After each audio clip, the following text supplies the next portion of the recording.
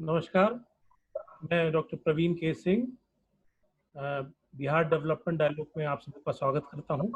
आज हमारे मेहमान डॉक्टर सौरभ कुमार और हमारे साथ Gyanendra Kesari ji, editor and CEO of Bihar connect, जुड़े हुए हैं। डॉक्टर सौरभ एमबीबीएस मौलाना आज़ाद कॉलेज से किया है इन्होंने, और पोस्ट ग्रेजुएशन इन्होंने एम्स अस्पताल से किया है। वर्तमान में ये पीएमसी पटना में सेक्रेटरी डिपार्टमेंट में कार्यरत हैं। डॉक्टर साहब, जब हम कोविड-19 के ग्लोबल पैंडेमिक की बात करते हैं और इससे जुड़ा जो लॉकडाउन हुआ और लॉकडाउन से जो मेंटल हेल्थ प्रॉब्लम्स घर में बैठे लोगों के बीच में जो उत्पन्न हुआ है, इसमें आपसे हम ये जानना चाहते हैं कि क्या चीजें हैं, कैसे इन चीजों से सॉल्यूशन पाया जा सकता है, और श्रोता को आप क्या एडवाइस करना चाहेंगे? जी नमस्कार, धन्यवाद मुझे इस मीटिंग में बुलाने के लिए। ये कोई पहला पैंडेमिक नहीं है। आपको ध्यान होगा कि हमारी इसी सदी के शुरुआत में cholera pandemic, swine flu pandemic और बहुत सारे पैंडेमिक, सार्स हुआ, मर्स हुआ, बहुत सारे पैंडेमिक हुए। पर जिस स्तर पे ये पैंडेमिक हुआ और जिस स्तर पे ग्लोबली लोगों को इसने असर किया, तो सरकारों को बहुत कड़े कदम उठाने पड़े, जैसे कि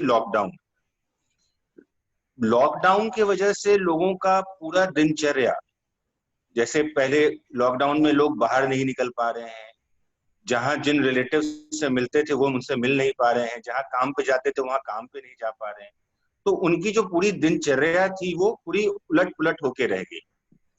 और साथ में जो इंसान हर चीज को अपने काबू में रखना चाहता है, मतलब वो जानता है कि किस वक्त वो क्या करना चाहता है, तो ये लॉस ऑफ कंट्रोल और एक अनसर्टेनिटी टुवर्ड्स फ्यूचर जो है, ये बहुत हद तक जनरेट करता है इंसान में घबराहट, उदासी की परेशानी और बहुत सारे इमोशनल रिएक्शंस जनरेट करता है, जैसे फ्रस्ट्रेशन, काफी कोप कैसे किया जाए उसके स्किल्स में उस तरह की डेफिशिएंसीज दिखने लग जाती है।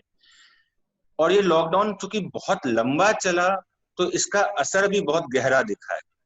हमारा अभी एक लीडिंग मीडिया हाउस ने एक सर्वे किया था भारत में, ऑनलाइन सर्वे किया, उसमें उन्होंने पाया कि 61% लोगों को कोई ना कोई मानसिक दिक्कतें आई हैं इस लॉकडाउन के दौरान। मैं साथ में ये भी कहना चाहूंगा कि हर मानसिक दिक्कत का मतलब ये नहीं है कि मानसिक बीमारी हो गई है। एक शॉर्ट लिव्ड प्रॉब्लम हो सकती है जो अपने आप रिजॉल्व कर जाए या छोटी मोटी साइकोलॉजिकल एडवाइस के साथ रिजॉल्व कर जाए।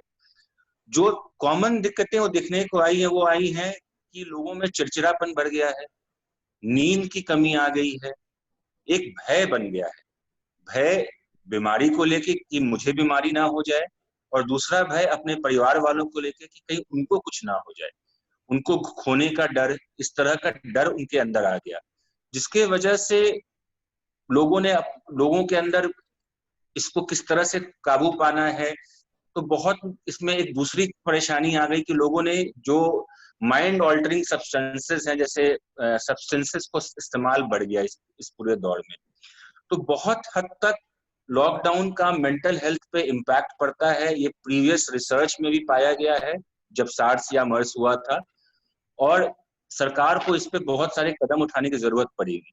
जी जब लॉकडाउन जब स्टार्ट हुआ था तो अचानक से चीजें बंद हो गई और स्टूडेंट्स जिनको स्कूल जाना, कॉलेज जाना बंद हो गया, उनका ऑनलाइन क्लासेस उनके लिए आरंभ किया गया।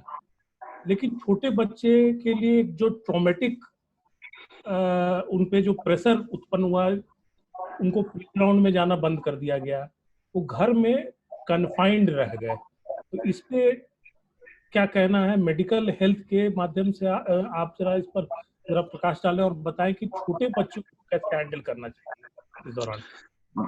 मेरे हिसाब से लॉकडाउन का सबसे बड़ा असर बच्चों पे पड़ा है, खास करके छोटे बच्चों पे, जैसा आप बता रहे हैं, क्योंकि उन्हें बहुत हद तक चीजों की पूरी समझ नहीं है। थोड़ी समझ आ जाती है क्योंकि वो माँ बाप को परेशान देख रहे हैं या उनके साथ न्यूज सुन रहे हैं या ये खबरें जान रहे हैं कि कोविड नामक कोई बीमारी फैल रही है।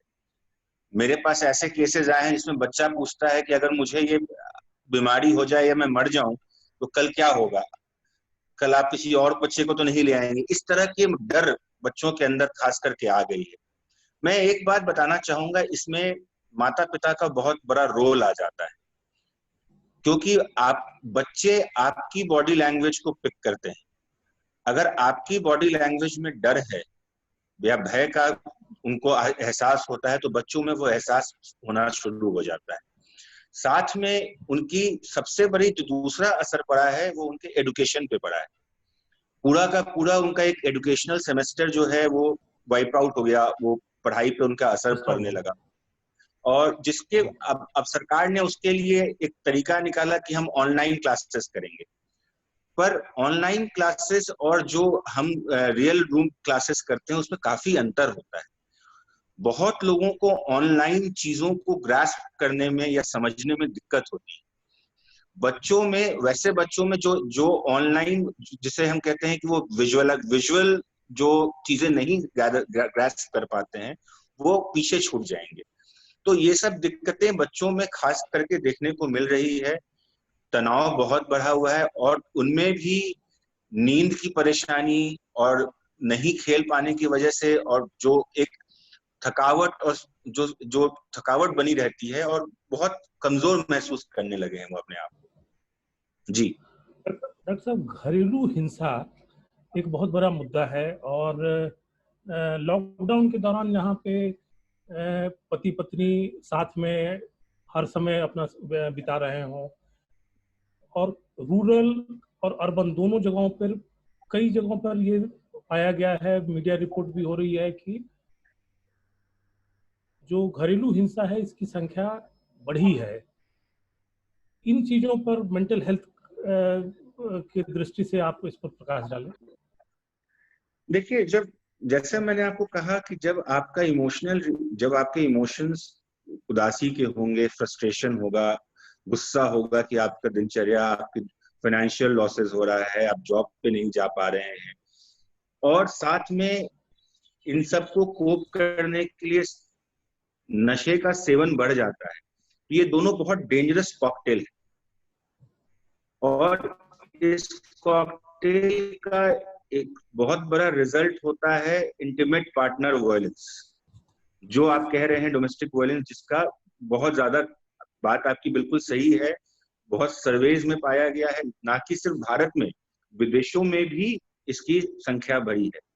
महिलाएं खास करके ज्यादा वल्नरेबल ग्रुप हो जाती हैं जब लॉकडाउन होता है, क्योंकि घर में एक तो उनको काम का प्रेशर बढ़ जाता है, उसके बाद चूंकि हमारे यहाँ अभी भी सिस्टम ऐसा है कि जो पुरुष है वो ज्यादातर घर का काम करता नहीं, तो उसे घर पे रहने पे जो एक एक्स्ट्रा काम जो है आप कह सकते हैं महिलाओं को करना पड़ता है, और उसमें जो दोनों तरफ से रिएक्शंस होते हैं उसके वजह से वायलेंस की रिस्क बढ़ जाती है। और मैं खास करके मेंशन करना चाहूंगा, मैंने जैसे पहले कहा कि शराब का सेवन और नशे की जो चीजें हैं वो एक डेंजरस कॉकटेल बना देती है इस चीज में, और ये प्रेसिपिटेट करती है डोमेस्टिक इंटीमेट पार्टनर वायलेंस को। जी जी डॉक्टर साहब, यहाँ पे मैं आपसे थोड़ा कॉन्ट्रडिक्ट करूंगा कि अब लॉकडाउन के दौरान पूरी बंदी रही, शराब बंदी रही, जहाँ पे दुकानें बंद रही, तो यहाँ सब्सटेंस अब्यूज का सवाल कहाँ उठता है? कहाँ उपलब्ध है उनको, जो पति जो ये ग्रहण करके अगर घरेलू हिंसा करते हो? इस प्रकार का वातावरण तो नहीं रहा पूरे भारतवर्ष में, तो सब्सटेंस मुझे लगता है, हाँ जी मुझे देखिए, हो सकता है शराब बंद हो, पर शराब की जो व्यवस्था थी, पैरेलल व्यवस्था थी, वो साथ में कुछ ही दिनों में खरी जरूर हो गई थी। तो ऐसा नहीं है, मुझे लगता है कि पूर्णतः तौर पे नशाबंदी या शराबबंदी चल रही थी, और जो लोग जिनको शराब के पहले, जैसे मैंने कहा, शराब के जो पहले से आदी थे और अचानक शराब बंद होने की वजह से जो विड्रॉल जी। रिएक्शंस होता है जिसमें लोगों में चिड़चिड़ापन और एंगर बढ़ जाता है, वो भी एक कारण है। शराब नहीं मिलने पे ऑल्टरनेट नशों का सेवन, जो जैसे नशे की दवाइयां उपलब्ध हैं, और तंबाकू बंद नहीं हुआ, तंबाकू उपलब्ध था, दुकानें बंद हो गई होंगी पर चीजें उपलब्ध थी। ऐसा मैं नहीं मानता कि पूरी तरह से कभी भी चीजें उपलब्ध होना बंद हो गई थी। तो मैं मानता हूं कि कहीं ना कहीं सब्सटेंस का कंट्रीब्यूशन जरूर रहता है, क्योंकि देखिए ये डिसइनहिबिशन हर व्यक्ति का एक नशे के बाद एक डिसइनहिबिशन होता है जिसमें वो ज्यादा प्रोन होता है वायलेंस की तरफ। तो मुझे लगता है कहीं ना कहीं इसका भी कंट्रीब्यूशन रहा है। मैं नहीं मानता कि पूरी तरह से नशे की रोकथाम हो गई थी लॉकबंदी के, ये लॉकडाउन के दौरान। मैं सब इसमें बदलते माहौल में जी जी ज्ञानेंद्र जी नहीं, उसमें मैं एक सप्लीमेंट्री सवाल पूछना चाह रहा था डॉक्टर साहब से कि जो नशे की आप बात बता रहे हैं तो उसमें विद्यार्थी, यंगस्टर्स, जो कई लोग हैं कि विद्यार्थी काफी प्रभावित हैं इससे, तो नए नए केसेज भी आपके पास ऐसे आ रहे थे? कुछ उदाहरण है जिसमें कि वो नया बन गए हो, मतलब ड्रग्स का या नशे का, विद्यार्थियों में खास करके, अगर उनके पास पढ़ाई से अगर दूर हैं तो उस तरह का वो बन गया हो टेंडेंसी? जी, इस स्ट्रेसफुल सिचुएशन से कोप करने के लिए कुछ नए जो लोग वनरेबल थे, उसमें कुछ नए लोग भी ऐसे थे जिन्होंने शराब का सेवन तो नहीं शुरू किया, क्योंकि बिहार में पहले से भी शराब बंदी थी, पर जो अल्टरनेट नशा मैं कह रहा हूँ, जैसे कैनाबीज है, ओपियोइड्स है, उसका सेवन करने वाले लोग, बच्चे मुझे, हाँ, हमें दिखे, जो ओपीडी में हमें आके मिले, जो उनका नया सेवन उन्होंने शुरू किया था। जी डॉक्टर साहब, बदलते माहौल में जहाँ पे आर्थिक अभी जो संकट से गुजर रहा है देश, जॉब्स लोगों का जा रहा है, नौकरियां जा रही हैं, पे कट्स हो रहे हैं, ऐसे माहौल में जो प्रेशर में एक बहुत बड़ा वर्ग जो गुजर रहा है, जो आर्थिक संकट है, इससे कैसे आगे वो इन चीजों को फेस करेंगे, क्या हल निकलेगा, पूरे ओवरऑल सिनेरियो को देखते हुए एज ए डॉक्टर आपका क्या इस पे कहना है? देखिए, फाइनेंशियल क्राइसिस या आर्थिक मंदी की वजह से बहुत पुराना शोध है कि लोगों में तनाव और मानसिक परेशानियां बढ़ती हैं। सरकार ने बहुत सकारात्मक कदम उठाए शुरू में, जिनमें उन्होंने कहा कि किसी को नौकरी से हटाना नहीं चाहिए, लोगों की तनख्वाह बंद मत कीजिए, लोगों को तनख्वाह देते रहिए, किराए, लोग लॉकडाउन में फंस गए हैं, उनके पास नौकरी नहीं है, उनसे किराया कुछ दिनों के लिए मत लीजिए, किराया माफ कर दीजिए। पर कुछ हद तक ये लोगों ने माना, पर कुछ लोगों ने नहीं भी माना, जिसकी वजह से आप देख रहे हैं कि जब माइग्रेंट जो क्राइसिस हुआ है, माइग्रेंट जो अपनी जगह पे लौट रहे हैं बिहार में खास करके, उनकी आप बीती है, उन्होंने बताया कि नहीं, हमारी नौकरी भी चली गई, हमें पैसे भी नहीं मिले और हमें किराए का मकान छोड़ना भी पड़ा। ऐसे में मैं ये चीज कहना चाहूंगा कि जो एम्प्लॉयर्स हैं उनको लॉन्ग टर्म आउटकम सोचना चाहिए। शॉर्ट टर्म में तो आपने मान लीजिए 2-3 महीने में अपने लोगों को, आपने मान लीजिए अगर तनख्वाह दे के रिटेन किया, आज जो सबसे बड़ी प्रॉब्लम आ रही है कि क्या जो पॉपुलेशन वर्कफोर्स का काम कर रहा था वो वापस लौटेगा या नहीं लौटेगा। तो अगर ये इन लोगों को सैलरी मिलती रहती या उनका इकोनॉमिक सस्टेनेंस मेंटेन किया गया रहता, तो ये क्राइसिस नहीं होती। तो मैं यही सलाह दे सकता हूं कि अभी भी जो लोग हैं, अभी भी समय है कि जिनकी इंडस्ट्रियल एस्टेब्लिशमेंट है, जहां वर्कर्स काम करते हैं, कंस्ट्रक्शन वर्कर्स हैं, अगर आप उनको एक नियमित कुछ कम करके भी सैलरी दे सकते हैं तो सैलरी मेंटेन रखिए, जिससे आपका वर्कफोर्स मेंटेन रहे। नहीं तो आगे जाके दिक्कतें बहुत आने वाली हैं, लोगों को जो काम कर, जो जिनका इंडस्ट्रीज है, उनको बहुत दिक्कतें आने वाली हैं। जी ज्ञानेंद्र जी। जी, और एक बहुत बड़ा जो प्रभावित वर्ग है इसमें वृद्ध लोग, दोनों तरफ से। एक तो था कि जो कोरोना का सबसे ज्यादा इम्पैक्ट है, मृत्यु का दर है, वो वृद्ध में ज्यादा है। तो एक तो है कि उस तरह का डर उनके अंदर, और दूसरा है कि उनके पास काम पहले से भी नहीं था, अगर घूमने जाना बंद हो गया, सोशलाइज नहीं कर सकते हैं। तो मैं जानना चाहूंगा कि किस तरह का केस आपके पास वृद्ध लोगों से, 60 साल से ऊपर के लोगों से और उनके तरफ से आ रहा था, और उनमें किस तरह का मानसिक परेशानियां दिखी आपको? देखिए, जैसा कि आपने बताया कि वृद्ध पॉपुलेशन जो है वो दोनों तरफ से वनरेबल था। एक तो कोरोना से वनरेबल है, दूसरा क्योंकि एज ज्यादा होने की वजह से दूसरी मेडिकल बीमारियां, डायबिटीज, हाइपरटेंशन, उनका और भी जो मेडिकल जो फिजिकल बीमारियां हैं उनको रहती हैं। लॉकडाउन में सबसे बड़ा संकट उनके सामने जो आया वो ये आया कि जो बाकी बीमारियां थी वो उनका इलाज कराने के लिए अस्पताल नहीं जा पा रहे थे, उसकी व्यवस्था नहीं थी। जनरल ओपीडी बंद होने की वजह से उन बीमारियों के को नेग्लेक्ट किया जा रहा था। दवाइयों की उपलब्धता, हालांकि सरकार ने कहा कि दवाइयों की दुकान उपलब्ध, दवाइयों की दुकान खुली रहेगी,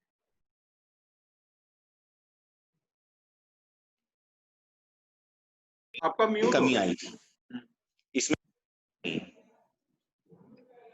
तो मानसिक रूप से देखिए, जनरलाइज, मैं एक बात कहना चाहूंगा, जो सब लोगों को एक जनरलाइज किस्म की जो प्रॉब्लम है वो होती है भय की, एक होपलेसनेस होता है कि फ्यूचर में क्या होगा। उसके बाद वृद्ध लोगों में खास करके होता है कि अरे अगर शायद उनको ज्यादा डर, मृत्यु का डर ज्यादा सताता है, तो एक फेयर ऑफ अपने पार्टनर को खोने का भी डर होता है। बहुत सारे तरह का भय उनके अंदर देखा गया है इस बीच में। तो आपको जैसे नॉर्मली आप क्या उनको सजेस्ट करते थे, या ओवरऑल आप वृद्ध लोगों के लिए किस तरह का आपका सजेशन रहेगा एज ए साइकियाट्रिस्ट के, जो आपको सुन रहे हैं, क्या ध्यान रखना चाहिए और किन चीजों से को अवॉइड करना चाहिए? सबसे जरूरी है लोगों को, खास करके वृद्ध लोगों को, इस मिस इन्फॉर्मेशन, इस पैंडेमिक में सबसे बड़ा जो एक भय का कारण बना जो है वो मीडिया कवरेज इस व्यापक स्तर पे हुआ, खास करके सोशल मीडिया कवरेज, और उसमें इतनी सारी न्यूज जो गलत थी, दवाइयों से लेकर अलग तरह की, और भय का माहौल और बड़ा हुआ उसकी वजह से।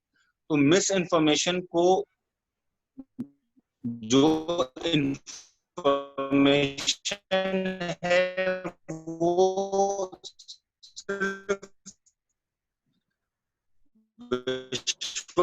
सूत्रों से ले, और ज्यादा न्यूज, ज्यादा अखबारों में। दूसरा, जो चीजें थे वो अपने आप को इंगेज, बहुत बड़े सपोर्ट सिस्टम बन सकते हैं। लॉकडाउन एक तरह से देखिए तो एक बहुत बड़ा अपॉर्चुनिटी है एक परिवार को साथ में समय बिता के अपना जो बॉन्डिंग है उसको स्ट्रॉन्ग करने का।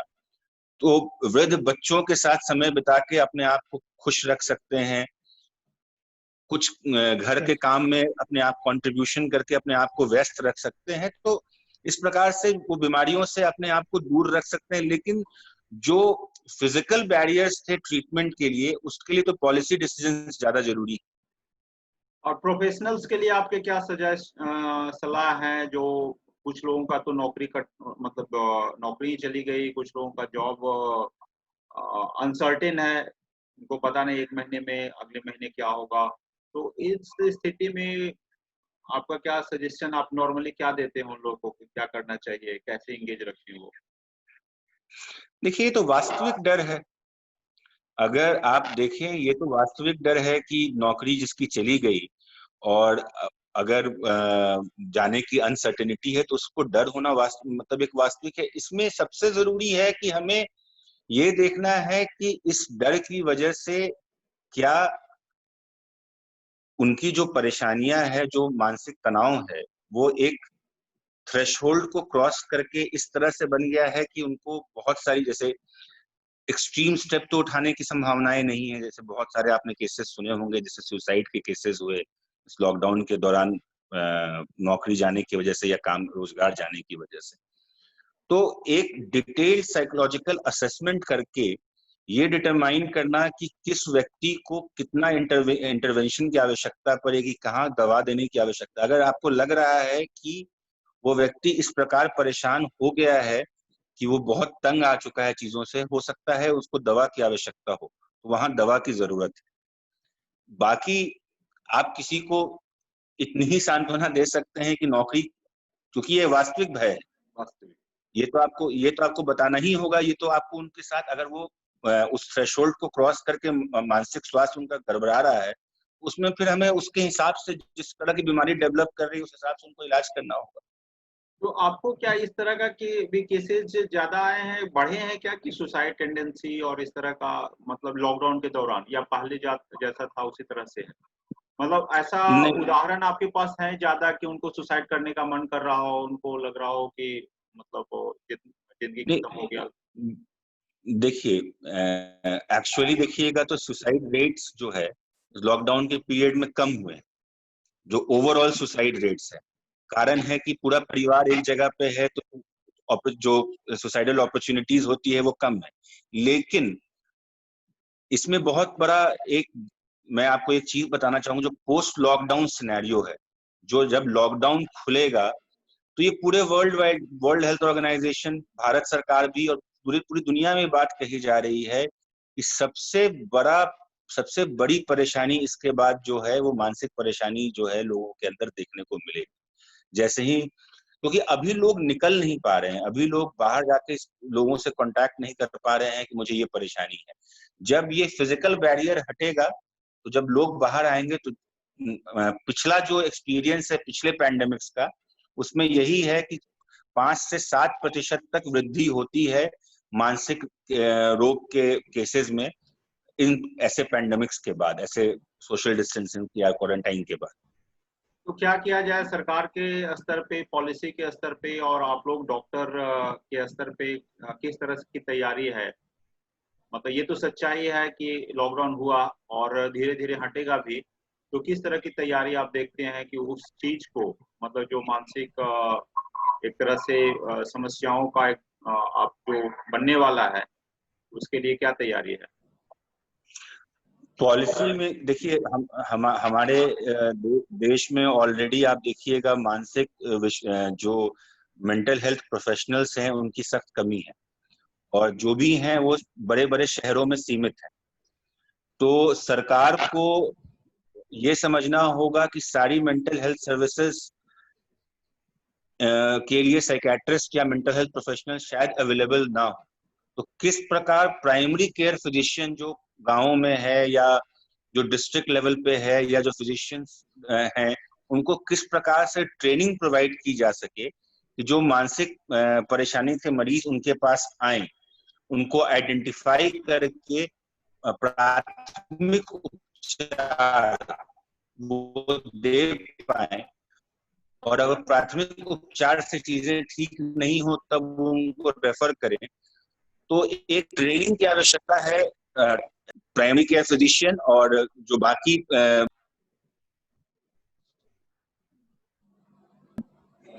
नंबर 1, नंबर 2 जरूरत है वो ये है कि जो टेलीमेडिसिन की सर्विसेज है, टेलीसाइकेट्री की सर्विसेज है, उसको किस तरह से उसकी बढ़ोतरी की जाए, किस प्रकार से उसके क्वालिटी में सुधार किया जाए। अभी भी हमारे देश में, खास करके बिहार में, इंटरनेट का उपयोग बहुत व्यापक तौर पूरे पॉपुलेशन में, जो मैं एक सर्वे रिपोर्ट पढ़ रहा था कि लास्ट 30 दिनों में इंटरनेट यूज बिहार में 10 से 11% लोगों ने किया था।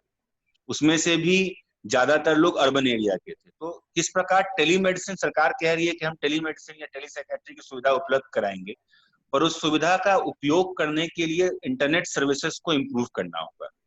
ये सब कुछ चीजें हैं जो सरकार को देखनी है। प्रवीण जी, आप बाइंड अप करेंगे? लास्ट 1 मिनट है हमारे पास। जी डॉक्टर साहब, एक सवाल आपसे, अंतिम सवाल मैं पूछना ये चाहूंगा कि आपका कार्य क्षेत्र दिल्ली भी रहा है, जी और अब आप रूरल बिहार में भी काम कर रहे हैं। तो अर्बन और रूरल के अंतर को, इन दोनों के जो डेमोग्राफिकल पेशेंट के रूप में जो आप डिफरेंसेस देखते हैं, किस प्रकार के अर्बन पेशेंट आपको मिलते थे और अब रूरल पेशेंट कैसे मिलते हैं, इस पर जरा आप हम लोगों को बताएं। देखिए, साइकियाट्री में खास करके एक साइकोलॉजिकल सोफिस्टिकेशन कहते हैं। इसमें लोग अपने मानसिक परेशानी को कितनी बेहतर तरीके से व्यक्त कर पाते हैं, उस बात की होती है। ये शहर में थोड़ा बेहतर तरीके से लोग, अगर उनको मानसिक परेशानी है, तनाव है, तो उसको अपने शब्दों में ज्यादा बेहतर तरीके से व्यक्त कर पाते हैं। रूरल एरियाज में लोग शब्दों में उसको व्यक्त नहीं करते हैं, ज्यादातर उसको फिजिकल सिम्टम्स के रूप में व्यक्त करते हैं। देह हाथ में दर्द है या अलग तरीके के फिजिकल सिम्टम्स के रूप में उसको सामने लेके आते हैं। दूसरा है, रूरल इंडिया में आज भी, चूंकि हम भी जो जा रहे हैं या हम जो रूरल एरिया में प्रैक्टिस कर रहे हैं, उसमें हम वीक में एक बार जा पाते हैं। तो जो कंटिन्यूटी ऑफ केयर है जो आपको अर्बन एरियाज में मिलता था, वो रूरल एरियाज में नहीं मिल पाता है। आज आपने एक मरीज को मैंने आज देखा, तो वो अगले बार मैं उसको 7 दिन के बाद देखूंगा। तो कंटिन्यूटी ऑफ केयर जो है वो ब्रेक कर जाता है। ये सब बैरियर्स तो हैं अभी, जो धीरे धीरे मेरे ख्याल से कम होंगे। ठीक है, जी, हम समय की पाबंदी है। आप हमारे साथ जी आप हमारे साथ धन्यवाद। आपका बहुत बहुत धन्यवाद। धन्यवाद धन्यवाद। धन्यवाद आप लोगों को जोड़ने। Thank you. धन्यवाद।